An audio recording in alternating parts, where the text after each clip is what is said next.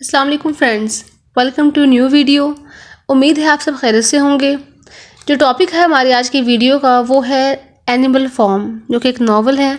आज हम डिस्कस करेंगे इसके इम्पॉर्टेंट फैक्ट्स एंड फिगर्स और हम देखेंगे इसके इम्पॉर्टेंट और मेजर कैरेक्टर्स।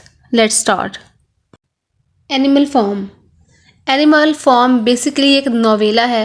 नोवेला कहते हैं एक ऐसी शॉर्ट स्टोरी को that can be read in one sitting, जिसको हम एक सेटिंग में बैठ के पढ़ सकते हैं। ये नॉवेला लिखा है जॉर्ज ऑरविल ने। जॉर्ज ऑरविल पैदा हुआ था 1903 में और इसकी डेथ हुई थी 1950 में। जॉर्ज ऑरविल इसका पेन नेम है, जो इसका रियल नेम है वो है एरिक आर्थर ब्लेयर, और ये नावल उसने लिखा था 1945 में। एनिमल फॉर्म बेसिकली एक एलेगरिकल नावल है। एलेगरी हम बोलते हैं एक ऐसी लिटरेरी टर्म जिसमें हम किसी पास्ट इवेंट का या किसी हिस्टोरिकल इवेंट्स का हिंट देते हैं।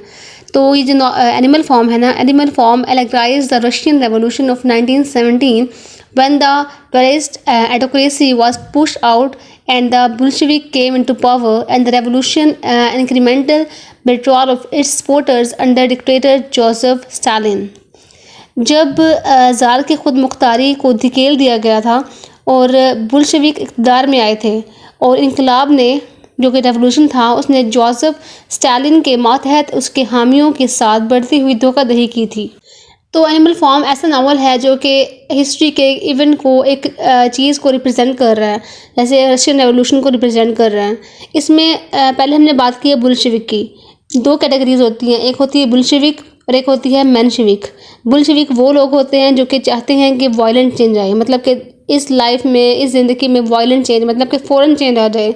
और एक होते हैं मेनशेविक, वो चाहते हैं कि ग्रेजुअली चेंज, वो कहते हैं कि आहिस्ता आहिस्ता चेंज को लेके आएँ, तब्दीली को लेके आएँ। ये थे इस नावल के इम्पॉर्टेंट पॉइंट्स कि इसका राइटर जो है वो है जॉर्ज ऑरविल है। ये पब्लिश हुआ था 1945 में, और ये जो इसका जो बेसिकली एक नोवेला है और इसकी जो बेस है ये एक एलेगोरिकल नावल है। इसकी बेस रशियन रेवोल्यूशन है। तो ये इसके इम्पॉर्टेंट पॉइंट्स हैं। अब हम चलते हैं इसके करैक्टर्स की तरफ। इस नावल में ये होता है कि जो जॉर्ज ऑरविल है ना, उसने ये काम किया, उसने एनिमल्स को रखा हुआ है इस नावल में, और उसको एज अ ह्यूमन बीइंग वो रिप्रेजेंट कर रहा है, वो as a human being portray कर रहा है, क्योंकि उसकी जो बेस है वो रशियन रेवोल्यूशन है। तो उसी के जो कैरेक्टर्स थे, रशियन रेवोल्यूशन के जो इंपॉर्टेंट कैरेक्टर्स थे ना, उसी को लेके उसने एनिमल की जगह और फिर उसको नावल को लिखा है। सबसे पहले हमारे पास है मैनर फॉर्म। मैनर फॉर्म एक सेटिंग है, एक जगह है जो कि रिप्रेजेंट कर रही है रशिया को, रशिया की सेटिंग को रिप्रेजेंट कर रही है। उसके बाद है मिस्टर जोन्स। मिस्टर जोन्स जो है वो उस मैनर फॉर्म का, उस फॉर्म का ऑनर है, मालिक है। वो बहुत ही बिगड़ा हुआ शख्स है और वो ड्रिंक करता है, मतलब कि शराब वगैरह पीता है, और वो रिप्रेजेंट कर रहा है कज़ार निकोलस को। मतलब मैंने पहले बात की है कि जो रशियन रेवोल्यूशन में जो कैरेक्टर्स थे ना, वो उन्हीं कैरेक्टर्स को इस नॉवल में रिप्रेजेंट कर रहा है। तो मिस्टर जॉन्स रिप्रेजेंट कर रहा है कज़ार निकोलस को। जैसा मैंने बताया पहले कि जो मिस्टर जॉन्स है वो उस फॉर्म का मालिक है। तो वो क्या करता है, वो सबसे काम निकलवाता है, दिन रात मेहनत करवाता है। लेकिन जैसे ये बात भी हुई है कि वो ड्रिंक करता है, शराब पीता है, तो वो सारा दिन अपने जो उनके एनिमल्स हैं उनसे काम निकलवाता है और फिर उनको खाना भी नहीं देता, क्योंकि वो ड्रिंक करता है। तो शराब पी के और पड़ा रहता है किसी जगह पे और बहुत जुल्म करता है जानवरों पे। तो ये एक बहुत ही मतलब कि क्या कहते हैं, जालिम शख्स है, जालिम ऑनर है। इसके बाद सेकंड जो करेक्टर है वो है ओल्ड पिग या ओल्ड मेजर।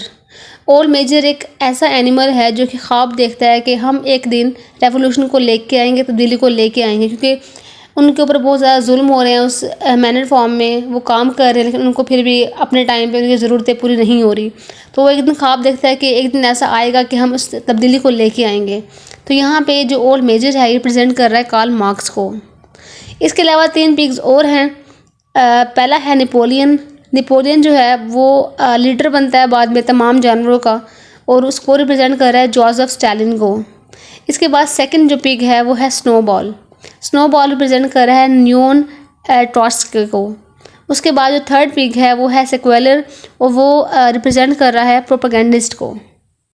इसमें होता ये है कि जो तमाम जानवर होते हैं ना, वो मिल के मिस्टर जॉन्स को उस मैनर फॉर्म से बाहर निकाल देते हैं, और फिर जो पिग होते हैं ना, ये 3 पिग होते हैं, इनको अपना लीडर बना लेते हैं। इसके बाद जो नेक्स्ट कैरेक्टर है वो है बॉक्सर का। बॉक्सर एक घोड़ा है जो कि बहुत हार्ड वर्किंग है। मतलब वो बहुत ज़्यादा मेहनत करता है, काम करता है दिन रात, क्योंकि उसको हार्ड वर्क करना, उसको मेहनत करना पसंद है। तो ये बॉक्सर जो है, ये घोड़ा है, ये रिप्रेजेंट कर रहा है वर्किंग क्लास को, जो कि दिन रात काम करती है। इसके बाद जो नेक्स्ट है वो है बेंजामिन। बेंजामिन एक डंकी है और वो रिप्रेजेंट करता है होपलेस को, नाउमीदी को। जिस पिग की हमने पहले बात की है नेपोलियन की, उसके पास 9 सीक्रेट डॉग्स की एक टीम होती है, और वो 9 सीक्रेट जो डॉग्स हैं वो रिप्रेजेंट कर रहे हैं रशियन की सेक्रेट जो पुलिस होती है ना, उसको रिप्रेजेंट कर रहे हैं। इसके अलावा मॉसिस है, मॉसिस रिप्रेजेंट कर रहा है चर्च को। और ये तमाम जो एनिमल्स हैं ना मैनर फॉर्म में, ये तमाम एनिमल्स रिप्रेजेंट कर रहे हैं ह्यूमन बींग्स को। ये हैं इस प्ले के, इस नोवेला के इम्पॉर्टेंट कैरेक्टर्स। उम्मीद है आपको समझ आ गई होगी। अगर समझ आ गई है तो don't forget to subscribe my channel. Thank you.